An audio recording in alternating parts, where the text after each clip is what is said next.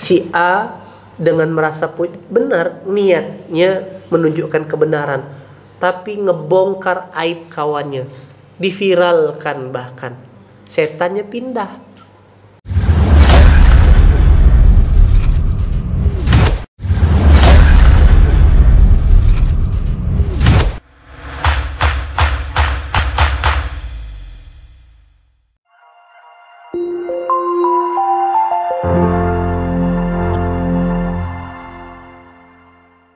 Saking complicatednya, puncaknya orang-orang munafik yang Allah sebutkan, wa idza laqul ladzina amanu qalu amanna. Apabila dia berjumpa dengan orang-orang beriman, mereka mengatakan kami beriman, kami ikutan, kami percaya. Wa idza khalau ila syayatinihim, apabila mereka kembali kepada setan-setan mereka, qalu innama nuhnu mustajiun, kami hanya ngolok-ngolok mereka. Ayat 14-nya kawan-kawan. Nah, ini yang mau kenapa penting mau saya sampaikan teman-teman? Karena ternyata mungkin kita tidaklah masuk dalam golongan kafir. Tapi masih ada 3 pilihan kita ini hari ini kawan-kawan. Kafir mungkin enggak, karena kita sudah bersahadat. Kan? Tapi apakah kita lepas dari iblis munafik dan iblis fasik? Wallahu a'lam. Dan kabar baiknya, dia seperti sedang punya keseriusan untuk memprospek orang-orang, memprospek manusia, sebagaimana janjinya yang sudah dia ceritakan, ya kan?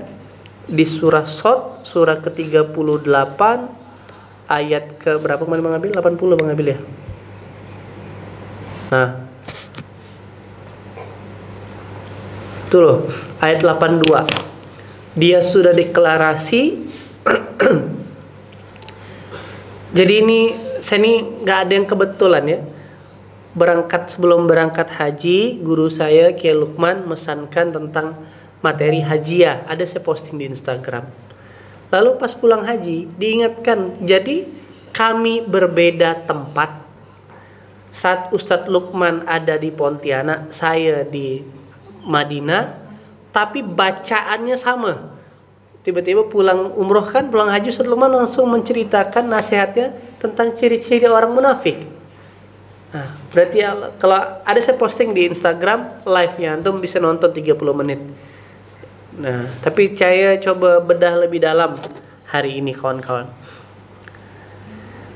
Yang harus kawan-kawan pahami kaidahnya, kenapa perlu saya sampaikan ini?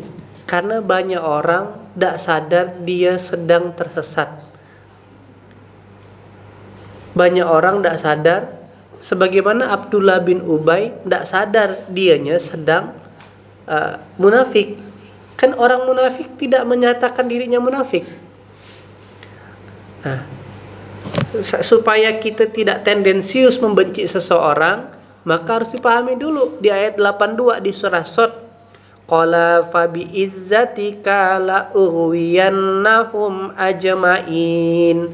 Bayangkan, iblis ya bersumpah demi kemuliaanmu ya Allah, pasti aku akan menyesatkan mereka semuanya.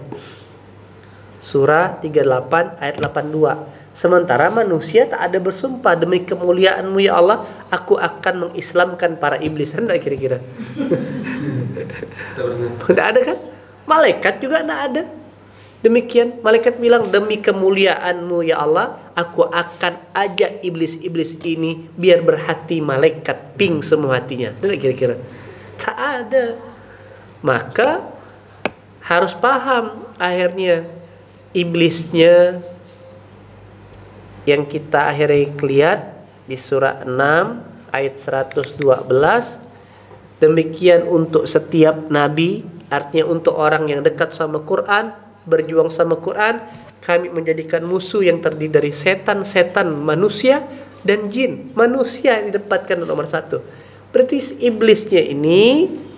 iblisnya adalah makhluk atau gelar tertinggi daripada jin yang membangkang kepada Allah.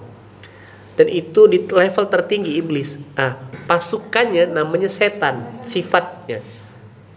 Nah, setan dalam bentuk jin enak, masih bisa diruqyah. Setan dalam bentuk manusia. Nah, Macam mana kira-kira cara ngeruqyahnya kalau setan dalam bentuk manusia? Maka setan dalam bentuk manusia, nah, ketika dia dikasih tahu, wa idza qila lahum, janganlah kalian buat kerusakan di muka bumi ini. Qalu innama nahnu muslimun. Mana ada debat dia, setan dalam bentuk manusia. Enggak, kami nak bikin kerusakan. Kami lah bikin perbaikan. Oke.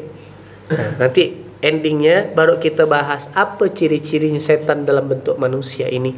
Yang itu adalah DNA daripada orang munafik. Jadi kawan-kawan, kenapa perlu kita sampai?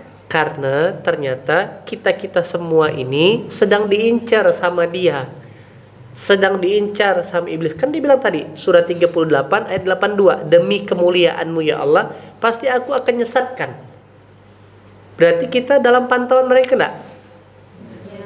Ya kan? Nah, maka berangkat kita lihat 12 ayat yang menjelaskan orang munafik. Satu ciri-cirinya, dia kalau bilang jangan bikin kerusakan, enggak, kami lah bikin perbaikan. Berarti merasa apa jadi sini? Merasa benar. Berarti kalau orang turunannya merasa benar, temannya apa? Susah dinasehati. Lantas gimana untuk gampang dapat nasihat? Di majelis ilmu ya dia jarang datang. Oke. Nah,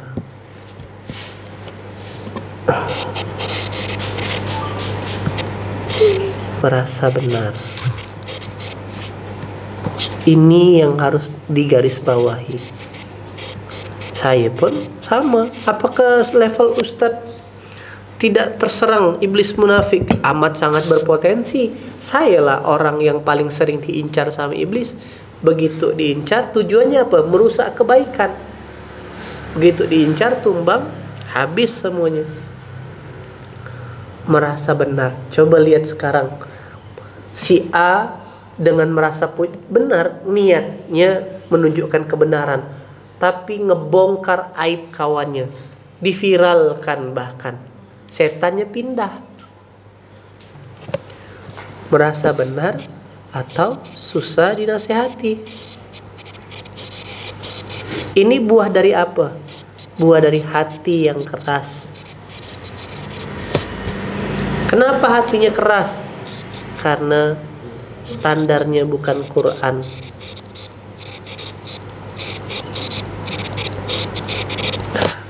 Itu loh arkon-arkon itu.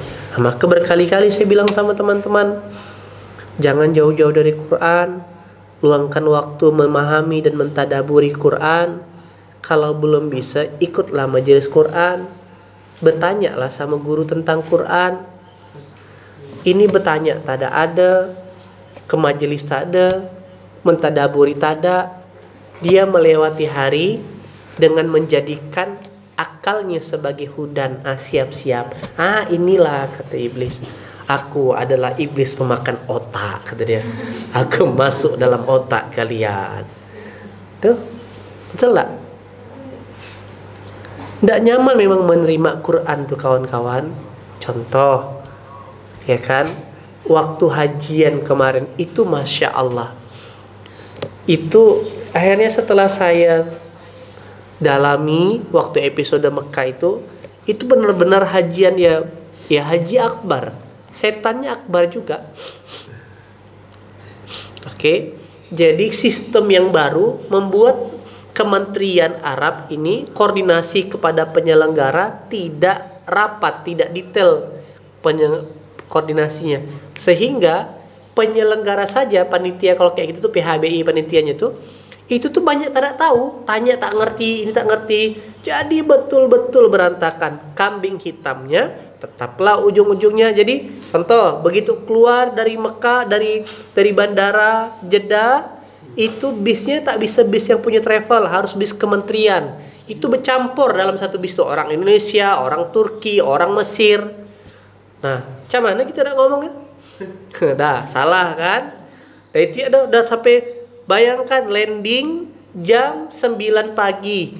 Kami baru sampai jejak ke hotel itu jam 4 sore. Ada bis yang tak ada nyiapkan makan. Jadi orang teriak-teriak lah, macam mana makan siang dan belum sebagainya.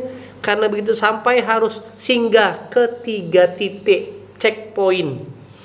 Nah, harus ngambil izin kartu cardnya dulu, nyerahkan paspor ke sana. Nah, kalau orang tak paham, siapa yang jadi kambing hitam? Penyelenggara travel. Padahal travel pun tak tahu. Gitulah dia. Jalan lagi sampai mulailah pas hari hajinya. Pas hari hajinya, pas wuku apa namanya? Aqobah, lempar jumroh, kan harus mabit di Mina. Nah, tadinya mabit tuh boleh di tahun sebelumnya di tempat itu. Nah, sekarang sehingga travel ngambil strategi lah, ngambil hotel dekat tempat lempar jumroh. Ternyata tak boleh di situ. Kita harus balik ke tenda kita yang jaraknya 2 kilo. Nah, kami tak tahu.